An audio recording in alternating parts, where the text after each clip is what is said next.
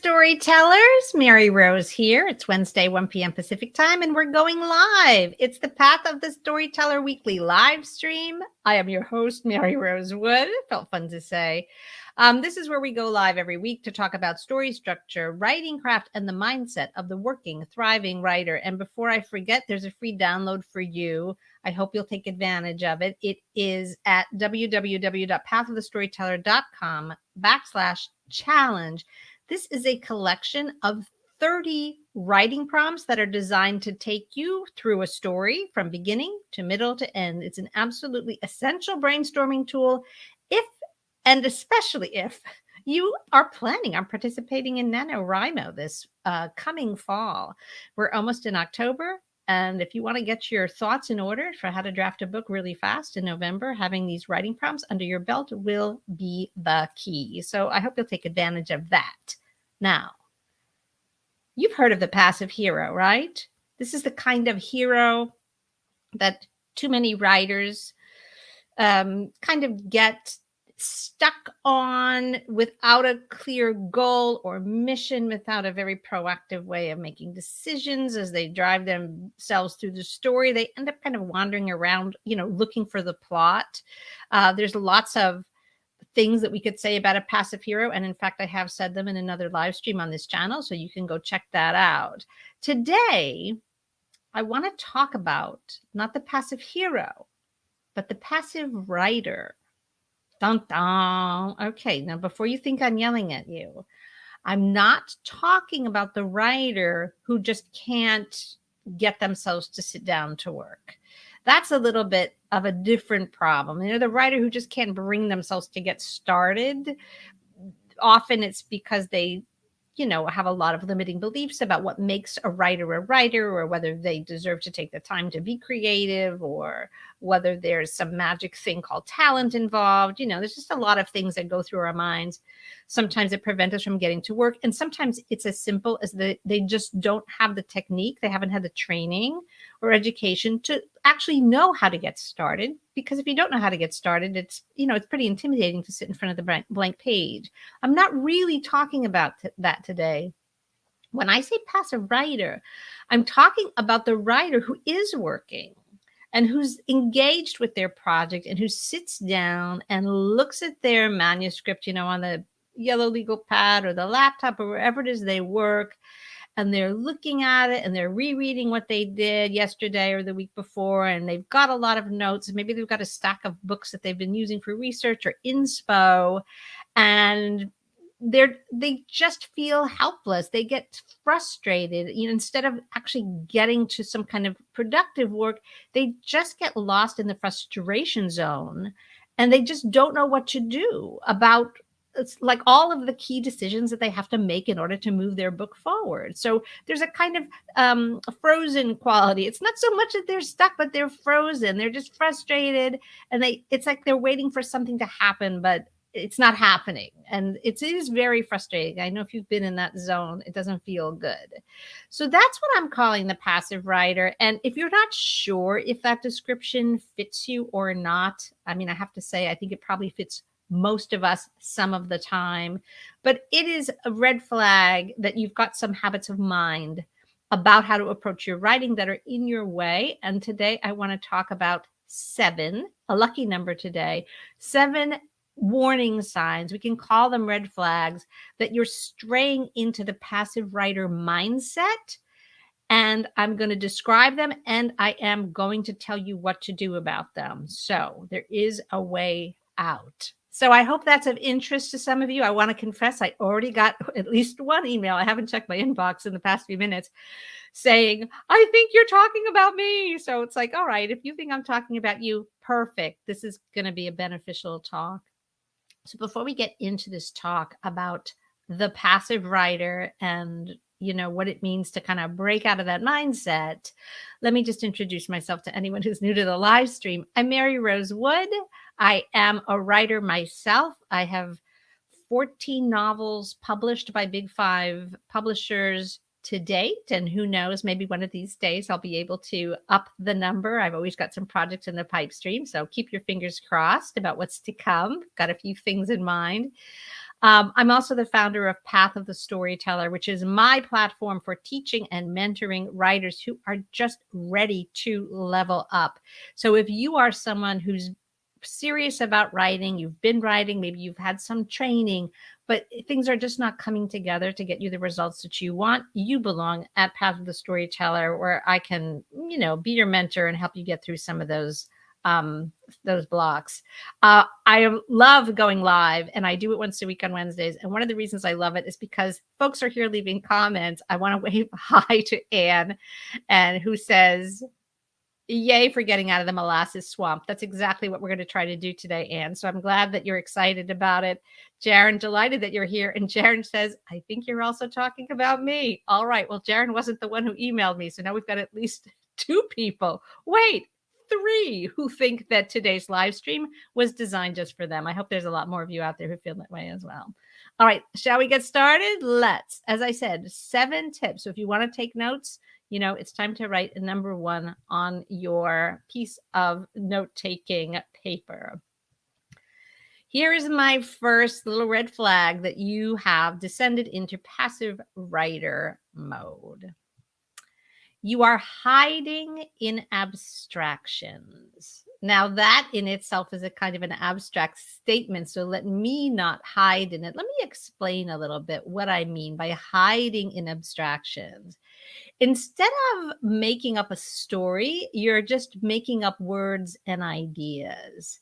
And what you should be making up are not words and ideas, although certainly a novel contains words and ideas. But as a writer, what you need to be making up are actions and obstacles. Actions and obstacles. Now, what good writing advice does this remind you of?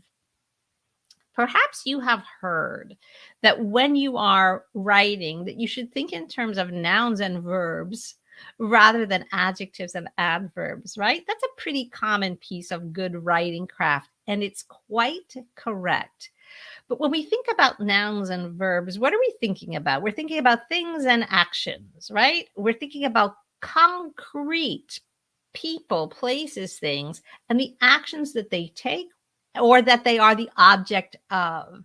We're thinking of actions, and because we're writing a story, we're also thinking of obstacles. Why? Because we know what a story is. A story is a depiction of a figure, a main figure. We'll call him the hero or her the hero, who is on a journey of transformation. And so they have a goal, and they are taking, guess what? Actions in pursuit of that goal. And if there were no obstacles, the story would be over on page 1, because it would be, my main character is Mary Rose. She wants an ice cream cone. That's her goal. She goes to the ice cream store. She gets an ice cream cone. The end. That's not a story. What makes it a story is if I'm on my way to the ice cream store and something interesting happens that prevents me from going directly to the ice cream store. Now, I'll let you, make up what it is. Maybe I, feel that I run into an adversary who doesn't want me to have ice cream, and we've got to do battle, something like that. Maybe there's a dragon guarding the ice cream store. I mean, let your imaginations go wild. It could be so many things. But the point is, without an obstacle that stands in the way of a hero who has a goal, we have no story. So if we're not making up actions and obstacles, we're not actually making up a story. And yet writers can keep themselves so busy in the realm of words and ideas. And this can keep them busy day after day, page after page, chapter after chapter, but they're not engaged in actively writing a story. They're kind of staying away, shying away from where the storytelling actually happens. So a story is in the realm of action, and things have to happen. Now, in real life, we may feel that things can happen when we're just sitting still thinking, and it's possible that that's the case. In real life, we may spend a lot of time mulling things over, writing in our journals, reading books that inspire us.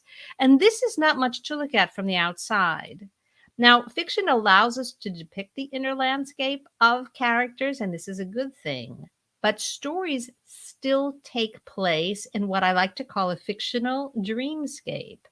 An entire novel that takes place inside the head of someone who's reading a book or thinking about their problems is just not going to be that engaging. We have to test ourselves. We have to go out into the world and do things. Stuff has to happen. So if you feel that you might be spending more time writing an essay about your book rather than inventing the story of your book, you might be a passive writer who's actually hiding in abstractions. You're disguising your passivity with a lot of words on the page, but you need to, rethink what kinds of words you're putting down. So if you recognize yourself, you know what the cure is, right? Instead of making up words of ideas, start to train yourself to think in terms of actions and obstacles. That's what you need to make up and put on the page. And I just use the phrase make up. And to make stuff up is actually the writer's job. And one of the things that is going to be the theme of probably all 7 of my little red flags today is that the cure always involves making something up. It's your job to make up the story.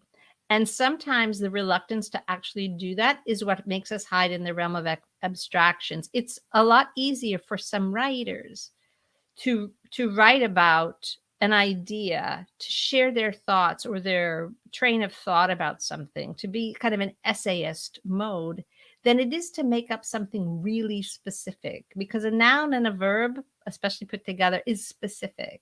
It's a choice.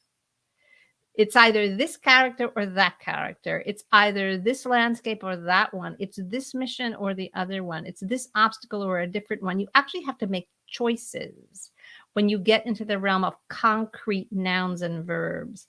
And as a way of not making those choices, we float. We float in the realm of ideas and abstractions. So make stuff up, nouns and verbs, get that story moving. All right, that's number 1. Number 2. Oh man, I hope that some of you recognize this with a laugh. Another obstacle that could kind of cause you to get stuck in passive writer mode is that you're thinking like a grown-up. What do I mean by that? You're not in this childlike state, childlike habit of just being boldly inventive and kind of attention seeking. And look at me, look what I did, look what I drew, look at my dance, right? Look at my outfit. You're not in that childlike state of invention, but you're in an adult state of self-consciousness, and you are fundamentally reluctant to draw any attention to yourself. Now, that sounds pretty psychological, but I just want to say that writing fiction and perhaps being an artist in general is no place to be humble. It is a bold thing to do.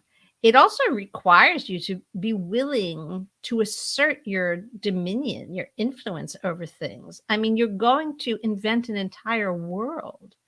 You're going to invent people. That's pretty godlike, right? I mean, whether or not you're writing in first person or third, you, the writer, are in an omniscient state. You are really sitting on Mount Olympus with a bird's eye view and total control over what happens. You have to be merciless to your characters. You're not here to be nice to them. You have to put obstacles in their path. You have to force them to go through a transformation that they may not even know they need. You've got to really push the envelope. The other thing you have to do is you have to be willing to kind of take control of your reader's brain.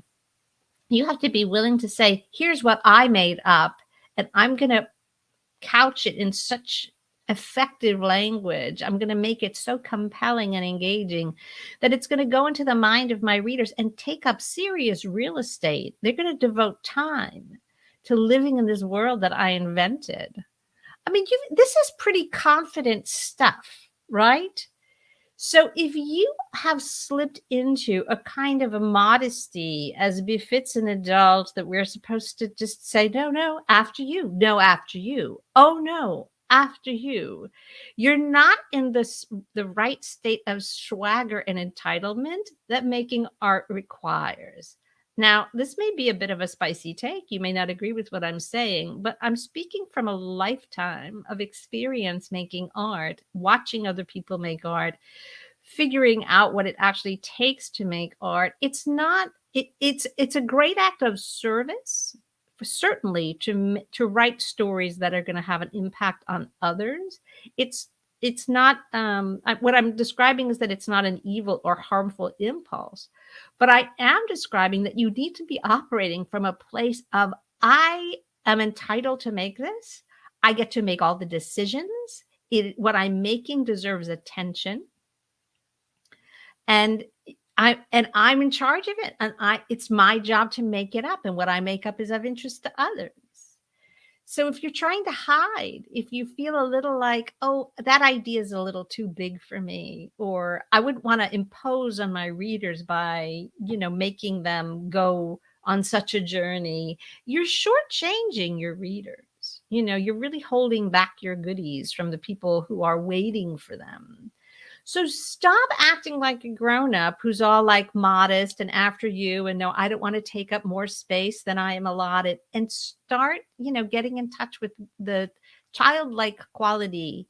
And I say childlike because has nothing to do with age, really, that precedes that kind of consciousness, and that where you're just entitled to be in a world of your own imaginative devising, and know without a shadow of a doubt that it's fun and that other people want to see it too. So that's number 2. Number 3, this is my third pitfall, my list of things that might get in the way and cause you to fall into a passive writer mode, or the molasses swamp, as Anne called it a few minutes ago. Maybe you care what really happened and it's getting in your way. And when I say what really happened, I'm putting it in air quotes.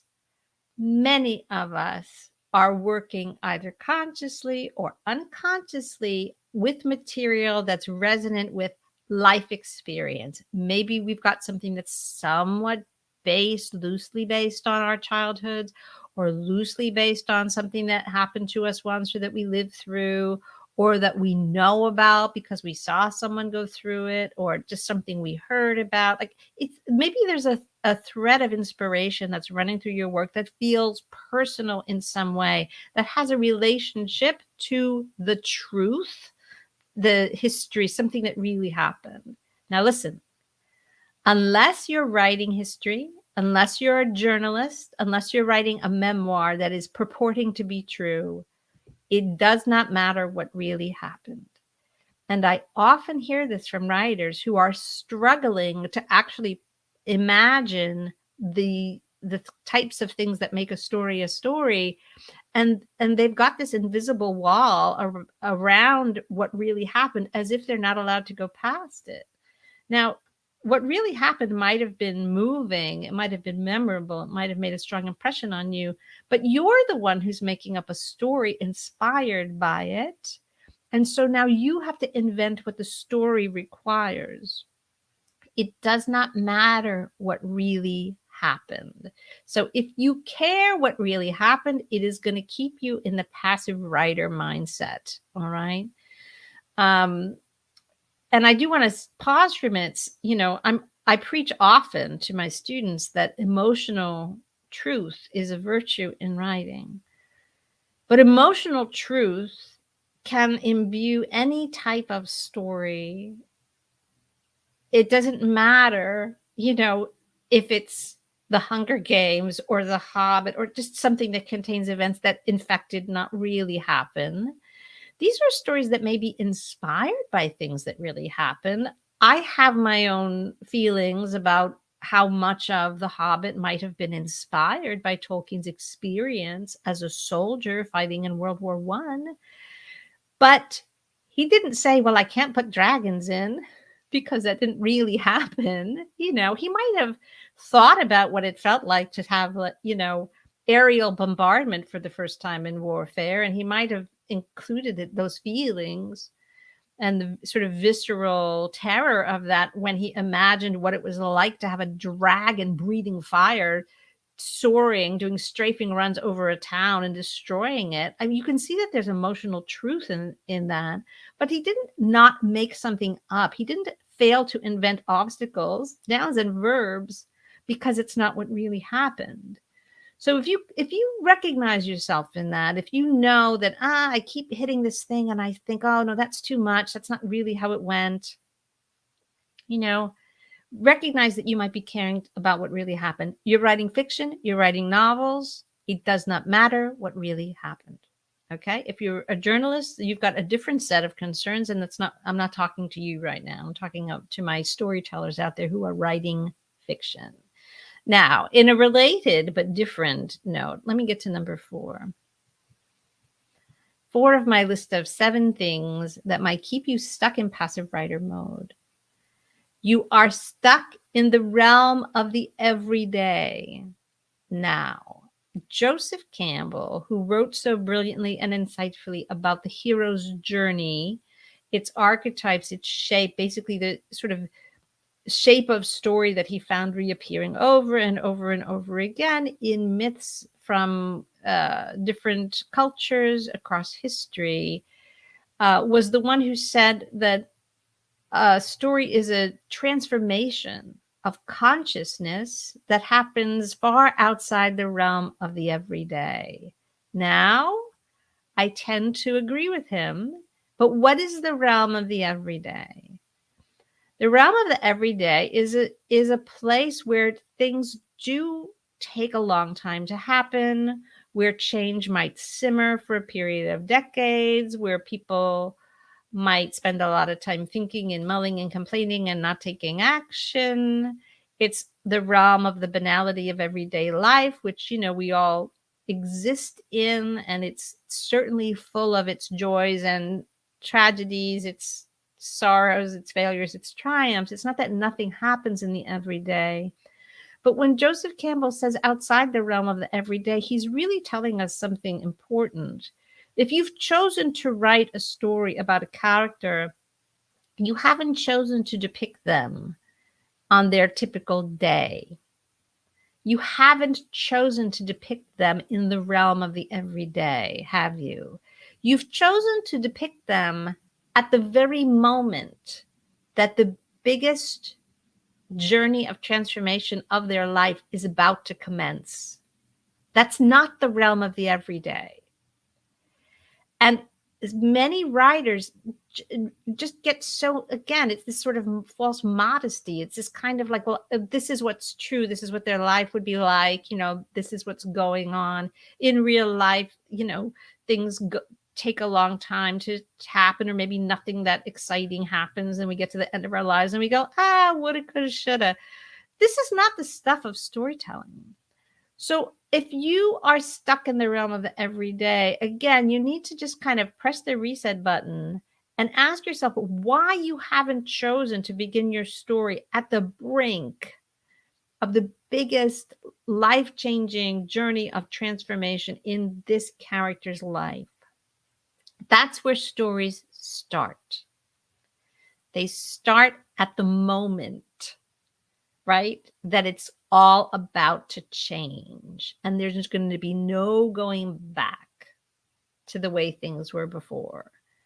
Now, some of you might be imagining like books or stories that are told in series. And you might be saying, well, how can I do that? How can it be the biggest journey of transformation in their life if I'm going to have 3 or 4 volumes? These are structural issues that you have to solve by making each book in a series have a significant journey of transformation that is then a component of what the lucky reader will then discover is the largest journey of transformation, the total journey of it.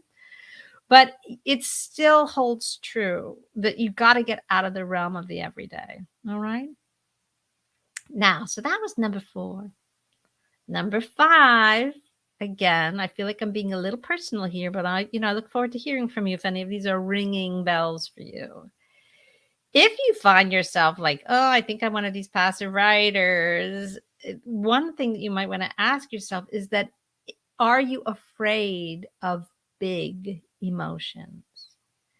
Because as you can see, if you keep your storytelling stuck in the realm of the everyday, if you're kind of afraid to cross boundaries about, well, what really happened, if you're playing it a little like, modestly, or you're hiding in abstractions, it's possible that you are on some level really reluctant to go to places of deep, big emotionality. Because guess what? As soon as you start to get out of the realm of the everyday, put your hero in pursuit of a goal, invent obstacles, sort of pitch your story to be this transformation of consciousness that is life changing, where big things happen, big things are done, big choices are made, and big consequences, bounce back as a result.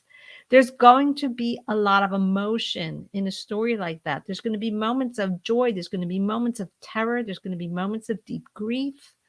There's going to be moments of loss and longing, and like all the feels are going to be there. And some writers, just as in life, there's a kind of a reluctance, I think, to be histrionic or melodramatic. Some writers feel that it's somehow in poor taste to put that kind of stuff in our books, in our storytelling. I will repeat the, by now, I hope, familiar story of E.B. White, who wrote Charlotte's Web, which is an incredibly emotional story. Its main character is literally fighting for his life on every page, and makes, the best friend that anybody in literature ever had. And then she dies. And then he's got to carry on. I mean, it's deeply emotional storytelling that any third grader can enjoy. And when E.B. White himself recorded an audiobook version of Charlotte's Web, he was in the studio and he got to this scene where Charlotte died, Charlotte being the spider, who is the, life-changing best friend of our hero, Wilbur the pig. And I think they had to do like 14 takes because he just started sobbing each time. He couldn't get through it without crying. And so he wasn't afraid to write the scene where Charlotte died, even though you can just imagine what it felt like to him to write that scene. He went for it. He just went all the way for it. He didn't hold back because he was afraid of making his readers feel something. Guess what? When your readers pick up a book, they're seeking to feel things. They're fine. Even if they're kids, they're safe. They're just sitting on the sofa reading a book. Nothing bad can happen to them. So the feelings of a powerfully structured story, a well-told story, are part of what the reader is coming for. And if you don't let them have that experience, you've cheated them. You've cheated them. Now, why might a writer be afraid of writing big emotions? Well, some of us are not comfortable feeling big emotions. Some of us are so reluctant to go all the way E.B. White did, that we would never write a scene that upset us so much. We would never be able to bring ourselves to write such a scene, Now, if you resonate with that, you've got to take a deep breath and you've got to say, I got to stop being a passive writer. I have to go for it, right? I have to go for it in my own self, in my own creative process, so I can put on the page what my reader deserves and expects, which is emotional truth, a big story, right? A transformation of consciousness outside the realm of the everyday, something that they will never forget, something that's going to leave them feeling changed, right? So you've got to have the courage to write scenes like that, all right? So, and I'm not saying it's easy. I totally relate, the scene, this idea of not being able to read something that you wrote because it gets you choked up. I've had to do many readings aloud as my career as an author. And there are scenes that are like that. And you have to take a deep breath. You can't be afraid to choke up in front of your readers. They love it. That's what they're here for too. So if you're afraid of big emotions, that might be keeping you stuck in the molasses of being a passive writer. All right, that was number 5. And now let me move on to number 6. And this is a little bit more practical in a way. You're thinking like an employee, not the boss. Now, what do I mean by that? What do I mean by that? Guess what? My Path of the Storyteller students know that I love to say this. It's because it's so true. Who's the boss of your book? You are. You, the author, are the boss of your book. Now, in real life, I want you to ask yourself just for a minute, what are you the boss of? Are you the boss of a company? Are you the CEO of a company? Are you a manager? You have people reporting to you that you're the boss of? Are you the boss of your household? You run your household? Are you a leader in your community that you're the boss of? Are you the coach of a team? Like, where are you in a position of real authority? Now, times that by 1,000. And that's how much the boss of your book you are, because you are literally making it up. There's nothing in it. There's not a comma in it unless you choose it and put it in there. You have a kind of godlike control over the fictional world you're creating. And if you are reluctant to be the boss of it, you're thinking like an employee. It's like you work for your book instead of your book works for you. Again, take a deep breath. Where is that habit of mind coming from? And the truth is that, many of us may not have a lot of experience being the boss of things in that way.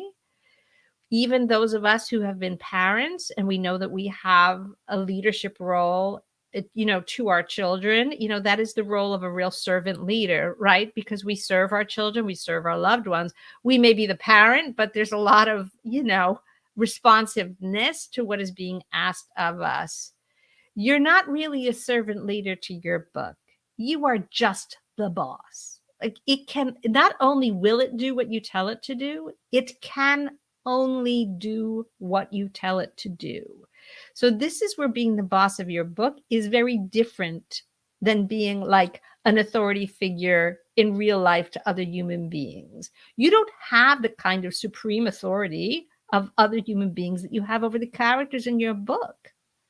They are sitting there waiting for you to tell them what to do. What do they want? What are they willing to do to get it? How will they react to the obstacles that you put in their way?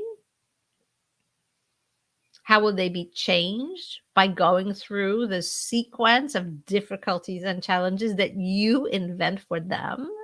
All of it is in your hands.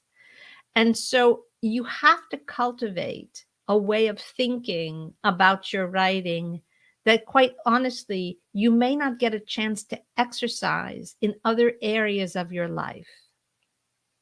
So this is really kind of a big one. And when I talk about the passive writer, this is what I often see. I often see the writer who feels like they're waiting for the book to tell them what to do. If they just stare at it long enough, or tinker with it long enough, or move the words on the page around long enough, they will, quote unquote, discover the next thing. We even use this word discover when we talk about discovery drafts, right? Exploratory writing, discovery drafts. But when you say you're going to discover something, you're sort of implying that the thing already exists and you're just going to discover it. If you're going to solve something, it's like it's a puzzle that somebody made that exists, and you're going to solve it. You're going to solve a crime. It's a crime that somebody committed, and you're going to figure it out. So there's this quality that the thing already exists, and now all you have to do is apply a lot of effort to thinking, turning all the Rubik's Cube around, just sort of tapping away at it until it reveals itself to do. But here's the problem with that way of thinking, storytellers. You can see it already, right? It's not there until you make it. You're not really in the discovery business, even though we use that word a lot. You are in the making things up business.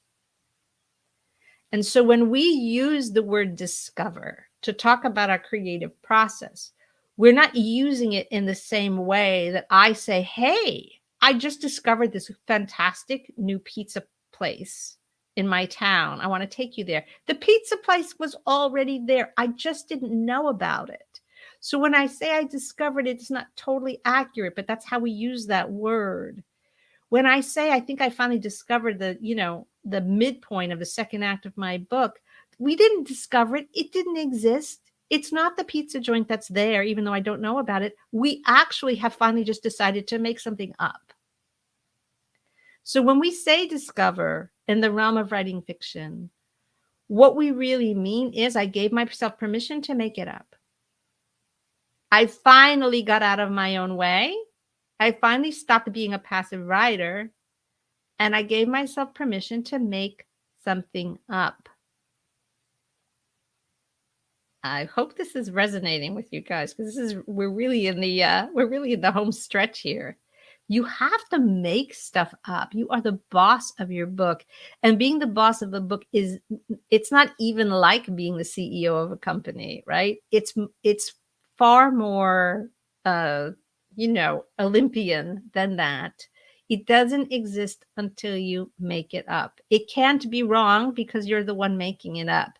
You may make up something and say, I think I can make up something that works better than this. And then you'll make up something that works better than it. But it's not like, I thought I had discovered it, but no, I was wrong.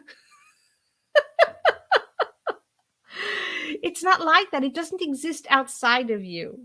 All right. So I hope that makes sense. And I recognize from my, fond experience mentoring and teaching so many writers that this is like, writers go like, what? What? What do you mean I'm the boss of my book?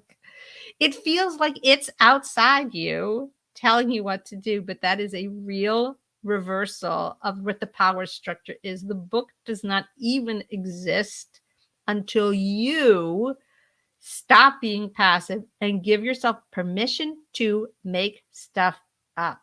Make it up. Okay, Nancy's resonating with this. I'm just going to bring in a little encouragement from Nancy, who writes, give yourself permission to make things up. She's going to put that on a Post-it note. That's how you know it's good advice, when it then passes the Post-it note test. Love it, Nancy. Thank you so much. All right, so that was number 6. Don't think like an employee. Be the boss of your book, okay? It's not the boss of you. You've got to be asking the right questions, all right? So, in speaking of asking the right questions, this is number 7 of my list of 7. So it's the one I saved for last. So you know that it's important. You're not using story structure as a writing prompt. All right. So those of you that have a little bit of background in story structure are going, oh, right. So those of you who might not, let me explain what I mean by that. Our creative process, the mechanism by which we make stuff up, not discover it, make stuff up, loves boundaries. It's a lot easier for me to say, give me a list of 3 words that rhyme with cat, than it is for me to say, quick, write a limerick. Right? If I say, well, I need 3 words that rhyme with cat, and you can say, all right, well, there's cat, there's hat, there's, that. Well, we're halfway to writing our limerick already, right? Because I just gave you a little something, a little task, a little prompt that's going to be part of the whole project. Yes, we're going to need those 3 words that rhyme in order to write our limerick, right? That's part of the rhyme scheme of a limerick. It's a lot easier for me to say, write a story, but you only have 6 words. Give me something, that feels like a story and it only has 6 words. You can come up with something. But if I say, okay, write a story, give it to me tomorrow, you'll be up all night wondering what to write about, Creativity loves boundaries. It just focuses our attention. It gives us a task to perform. We don't become swamped. We don't become overwhelmed by a completely infinite range of possibilities, which is paralyzing. Instead, having some kind of writing prompt narrows down our focus, and we say, oh, that's a doable task. It's just a small little task. All right. Now, when we study story structure, as we do in the Path of the Storyteller program, we break story structure down into tiny little parts, and we look at each one of them individually, and we practice each one individually. Does that mean that we've got a novel at the end? No, but it means that we've practiced learning and executing all of the different parts that make up an entire story.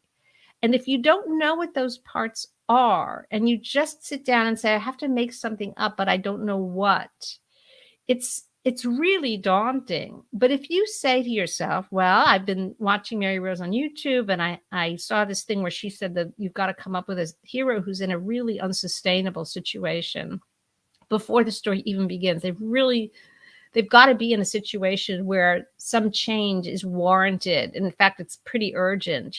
They've got a really, really fundamental crack in the foundation of their existence. Well, okay, I think I understand what she means by that. So let me just make up a character who's got a problem of that nature. Not just a character who's like, I have a problem because I'm late for work. Then not that kind of problem. Like I have a problem because why? Because I'm trapped in a job that I hate and I can't get out of it for these reasons. And this has been going on for 20 years. And, it's just an unsustainable situation. Anybody looking at it could see my life isn't working and is hoping and praying that I, the hero of my story, am just going to go through some big, big change. So it's a lot easier once you're asking concrete questions. You can make up concrete stuff in response to concrete questions. And so what I implore you to do is to use the various elements of story structure as your guide when you're making stuff up. Because then you're going to make up stuff that's going to add up to a story. It's not going to be random things. We're trying, if our goal is to write a story, that means something very specific. If my goal is to make risotto, I don't go to the store and buy random ingredients that are not in the recipe. It's like I know what I need. I need this kind of wine and that kind of rice and that much butter. And, it's all of a sudden it becomes easier to know what to buy at the store, right? I have a goal in mind. Things get immediately narrowed down and concrete. So this is how your writing process can be. It doesn't have to be overwhelming. Story structure is really the key. And that's why I say that, the seventh thing on my list is that you're just not using story structure as a writing prompt. You're just randomly trying to make stuff up without enough guidelines as to what constitutes a story. So I want to offer again, in the spirit of using story structure as a writing prompt, I want to just put this link forward again, just as a reminder that the www.pathofthestoryshow.com/challenge will bring you to a downloadable workbook called Brainstorm Your Book in 30 Days. It is a collection of 30 really specific writing prompts that are designed to help you do exactly what I just described, to have something really particular to work on when you sit down to make stuff up. So you're going to spend a bunch of prompts making up elements that will be part of the beginning. So they're part of the recipe of writing beginning. You're going to have a whole other sequence of prompts. They're going to show you what goes into the middle of a story. And then you're going to have prompts that help you make up the kinds of things that fill out the end of a well-structured story. So this is just a freebie. You can download it. It's a workbook. It's a lot of fun. And it's going to really help you understand. If you don't understand now, this book is going to teach you how to use story structure as a writing prompt. And I honestly think it's going to be a game changer for you. If it's not a way you're used to thinking, I think it's really, really going to help. And then you'll become a big story structure nerd like me, and we're going to have lots more to talk about. But definitely get started on that workbook. I think you're going to find those 30 prompts are going to illuminate stuff quite a lot. All right, my friends, that was my list of 7 red flags that you might be a passive writer. I'm going to do a quick recap for anyone that was writing down and wants to just make sure you didn't miss one. The first one was hiding in abstractions, which was making up words and ideas instead of actions and obstacles. The second one is that you're thinking like a grown-up. You're being self-conscious and modest about drawing attention to yourself instead of being that unself-conscious kid, waving their finger painting in front of you saying, looky, looky, looky, looky, look what I did. The third one is that you care too much about what really happened and you're letting that hold you back from making stuff up. The fourth one is that you were stuck in the realm of the everyday. You're not allowing yourself to dream big enough about how significant a piece of your hero's life you've chosen to depict in a story. The fifth one was you're afraid of big emotions. I think that requires no further explanation. The sixth one is that you're thinking like an employee, not a boss, when in fact you are the boss of your book.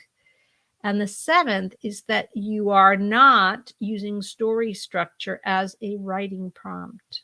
Okay. Those are my 7 tips for you, things to watch out for and what to do instead. And what to do instead is to make stuff up. It's to make stuff up. If you're wondering why you're not feeling free to make stuff up, this list of 7 is, that was my writing prompt to myself, is why might a writer, an inherently creative person who loves stories, who reacts to stories, when they sit down to write their own story, all of a sudden contract and become passive and helpless and start thinking in such a small way? That's what these sort of 7 red flags are designed to illuminate for you. So if you resonated with one, if you resonated with more than one, if you resonated with all 7, I hope that this content has been of benefit. I would love to know how it goes. So if you are watching the replay and you want to leave a comment below, please feel free to do so. I'd love to hear how this content illuminated or not, and how it might make a difference in your work. I want to bring Nancy's comment in right now.